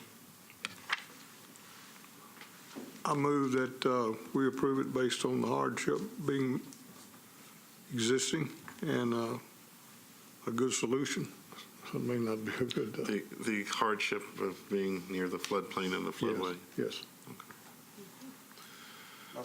Okay, motion's been made, properly seconded. Any other discussion? Seeing none, all those in favor signify by saying aye. Aye. Opposed? Passes 5-0. Good luck and Thank you. build high. Mr. Chairman, the next case to come before the board is case number 2016-078. Ms. Norma Crow, the appellant and owner of the property located at 23 Ligon Avenue, is requesting a special exception from street setback requirements for property located in a CS zoning district, but also in the urban zoning overlay. That's the part that triggers the special exception as opposed to the usual variance. Thus, it comes to the board under Section 17.12.035, subsection D as in denarius of the Metro Zoning Code. Seeing no opposition, Ms. Crow, who has stepped out at the moment, will Ms. in a Crow? moment have Ms. 10 Crow? minutes to present her case. A few slides before we begin. The zoning map demonstrates the highlighted property here along Ligon, wedged in between the portion where to the west, Whites Creek Pike actually comes down to an end along Interstate 24, and Dickerson Road's located just to the east. The property shown here in the aerial photo demonstrates that this is along something of a bluff, and the ridge looks down above commercially zoned properties and back toward the Nashville skyline. The site plan that's been submitted demonstrates the proposed layout and the proximity to the street, which is at issue here before the board today. From the site visit, an undeveloped lot shown here. In the bottom left-hand corner, the view directly across the street, and then the views up and down Ligon, the uphill shot going back toward Dickerson and the downhill shot going back toward Whites Creek. Again, Ms. Crow, having no opposition, will have 10 minutes to present her case. It's a pleasure to have you here, ma'am. You may address the board. My name is Norma Crow, and I live at 102 Vaughan Road. I've chosen this lot for my residence and my new home. And my architect is on his way. He can explain some things that I can't. But the only thing that I can say is my building permit has been with the examiner for 5 months. I've sold my home, and I'm living in one room at my other office on 2nd Avenue, and that's a hardship, very much. So, Ms. Crow, tell us why this was such an interesting lot, and we had the council person here earlier who said he was in full support of this. So tell us why you're wanting to move here and why you're building this. Well, I am a investor and developer myself, and I have an office on 2nd Avenue in Germantown. I want to size down, and my choice is to move downtown, and my friends who saw me, this a lot were, the person I bought this a lot from were my friends, and they have built the only house that's been built on the street in the last 10 years. So I really like the view. Are you familiar with the view from this property? You can see the skyline. Yes. Yeah, very nice. So I have bought that lot, but since I bought the lot, there has been 5 or 6 other lots that's been sold on that street, so it looks like it's going to be some movement on that street to build. And do you know what the actual setback is? I think the Planning Commission says it's 6 feet is what the setback would be. It is, but I know they asked for it, and Preston is on his way, Preston Quirk. I don't know what the holdup is. I have here that it was 10 feet somewhere. And they may have meant, you wanted a variance? Yes, they asked for a 10-foot setback then for the walk, and then another setback from the walk, and then that would put me off the bluff. Well, I guess and I don't see it from, or I don't understand it from the drawings, and maybe Mr. Quirk can clarify that if he gets here, but in the Planning Commission, the Planning Department says that you're requesting a setback of 6 feet, and I don't know if they really meant variance, but they also said they recommended that we approve this if you would put in a 4-foot planting strip and a 5-foot sidewalk, which seems impossible if it's a 6-foot setback. So clearly they thought it was possible for you to put in the sidewalk, and so, but there's something screwy about those numbers. But the question I have is, do you have any opposition to the sidewalk and planting strip that the Planning Department has recommended? Not if I had the room, but it's my understanding from my builder and my architect that I don't have the room to do that. Okay, but you're not asking for a sidewalk variance, just a street setback variance? No, it's sidewalk too. Is it? Mine says public is requiring a 10-foot right-of-way for sidewalks beyond the 4-foot. Yeah, I guess the agenda just says a special exception from street setback requirement, so I don't know. Yeah. Why was this, John Michael? Why was this done under special exception? Do you know? Presence of the UZO. Properties in the UZO get triggered at 1712-035, Section D, for street setback requirements. Oh, and it's kind of the hybrid office and. It's one of the rare cases that goes as a special exception when it's a street setback. Obviously, the vast majority come to this board as a variance. Sure, of course. I do have a copy of where the house that was built 10 years ago, the appeal was approved on the setback. And when I look at these drawings, it does appear to have some sort of planting strip and some sort of sidewalk. I just don't know the dimensions. But we don't know, for example, if you could only build a sidewalk and not the planting strip, or you could build a tiny sidewalk with a planting strip, what the planning department would. Well, I to me, I just assumed that they have done their homework, and if they recommended approval with that condition, that it's You could do both. You can do both, but. Even with the setback she's asking? Well, see, that's what I'm not sure about. The only thing I see, unless I'm misreading this, the And only thing here I is see. Preston. Right, He will there we go. answer the questions for us. Welcome back Just to the in time. BZA, Mr. Quirk. Have a seat. Identify yourself. Identify yourself for the record, and I'm Preston Quirk. I'm please architect. turn on your button. Quirk, turn this on. There you go. Preston Quirk, architect, Quirk Designs, 2931 Berry Hill Drive, Nashville, Tennessee.